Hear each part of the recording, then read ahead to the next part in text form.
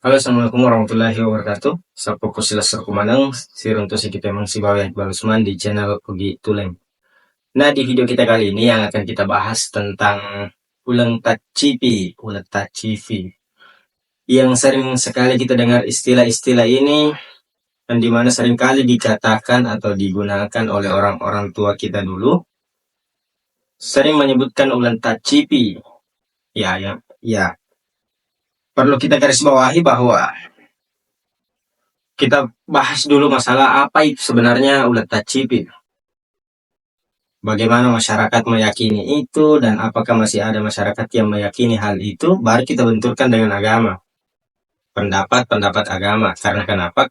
Segala sesuatu, entah itu tradisi atau kebiasaan-kebiasaan dimanapun itu, kalau sudah kita benturkan dengan agama, pasti timbul kontroversi. Entah itu diperbolehkan atau tidak dianjurkan di dalam agama. Nah, yang perlu kita pahami di sini bahwa ulat tacipi, kapan waktunya tiba itu ulat tacipi? Ulat tacipi ini sering sekali menjadi pembahasan ataukah sering menjadi alasan, entah itu masalah acara pernikahan, acara-acara besar lainnya, ataukah masalah faktor ekonomi, biasanya itu yang disangkut pautkan dengan ulat tacipi. Ya, kita artikan dulu dari kata ulat tacipi yang ayah itu bulan terjepit. Terjepit di mana masyarakat dahulu meyakini atau orang tua kita sampai sekarang masih ada yang meyakini bahwa kalau kita melakukan sesuatu hal besar, acara, akikah, pernikahan, yang paling banyak itu adalah pernikahan, maka akan mendatangkan sesuatu yang tidak diinginkan, umpamanya pernikahan tidak langgeng, ataukah akan ada perceraian pada saat nantinya. Nah, di mana letak ulat tacipi ini? Beberapa pendapat mengatakan bahwa ulat tacipi ini adalah bulan yang diapit antara dua hari raya. Hari raya Idul Fitri, kemudian hari raya Idul Adha. Akan tetapi ada juga pendapat yang mengatakan bahwa ulat tacipi atau bulan yang terjepit ini bisa berbulan-bulan. Bisa berbulan-bulan. Nah, di mana asal usul atau asal mula dikatakannya, munculnya istilah ini? Tidak bisa dipungkiri bahwa masyarakat dulu, orang tua kita dulu, sering kita dengarkan bahwa ia rotoriolota, madodo sikolana, akan tetapi matandre pahanna, akan tetapi itu tidak elok untuk diucapkan. Yang paling berkesan kalau diucapkan bahwa orang tua kita dulu minim akan pengetahuan, akan ilmu pengetahuan, akan tetapi dia hebat dalam bentuk pengalaman.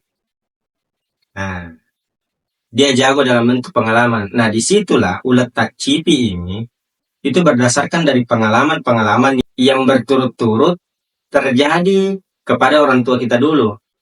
Dengan analisa sederhananya mengatakan bahwa ketika ada satu kejadian, umpamanya dia menyaksikan perceraian pada bulan itu, beberapa perceraian, bukan hanya satu perceraian, beberapa kejadian-kejadian di bulan itu yang bisa menjadi faktor alasan sehingga orang tua kita dalam menuntun anak-anaknya, ya bisa diberikan pembelajaran bahwa ajak mau pegok, jangan melakukan hal-hal besar di bulan-bulan itu.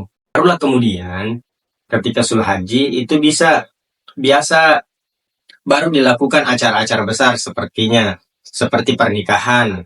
Nah, disitulah baru orang tua kita dulu menganjurkan hal-hal seperti itu dilakukan setelah 2 hari raya ini. Nah, kemudian menurut pendapat orang-orang yang mengatakan bahwa ulat tacipi bisa terjadi berbulan-bulan itu karena kembali lagi kepada pengalaman-pengalamannya.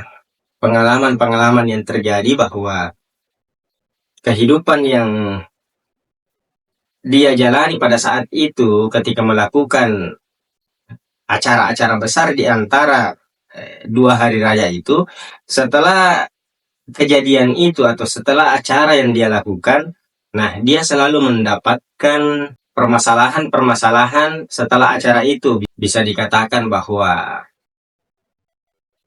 permasalahan dalam rumah tangga, terjadi perceraian ataukah permasalahan karena faktor ekonomi, karena dia melakukan kegiatan-kegiatan besar pada bulan atau ulat tacibi yang diyakini itu.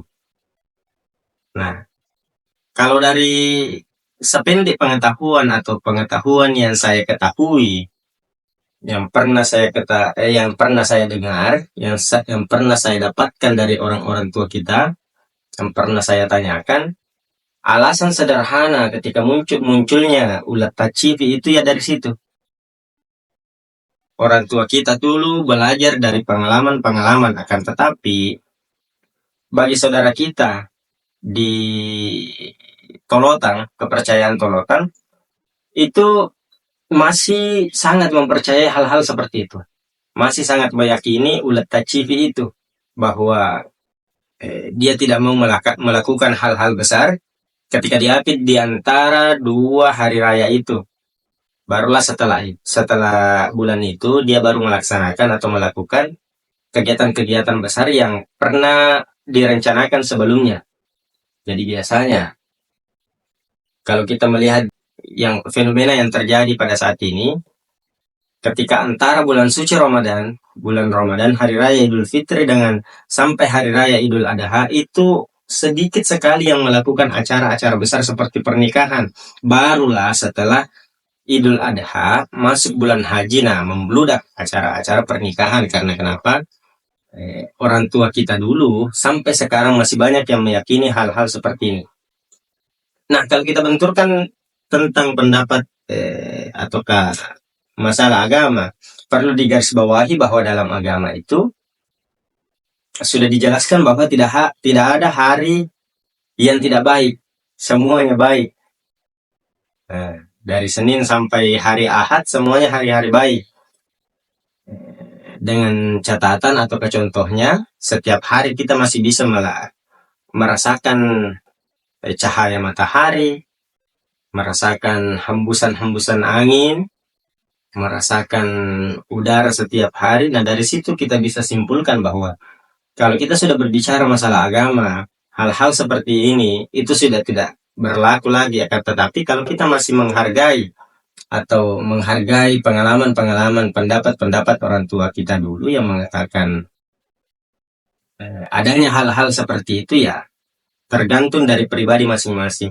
Oke, Sapoku, mungkin sampai di sini pembahasan kita masalah ulat tacibi, yang dimana bulan terjepit itu timbul ataukah masanya di antara 2 hari raya.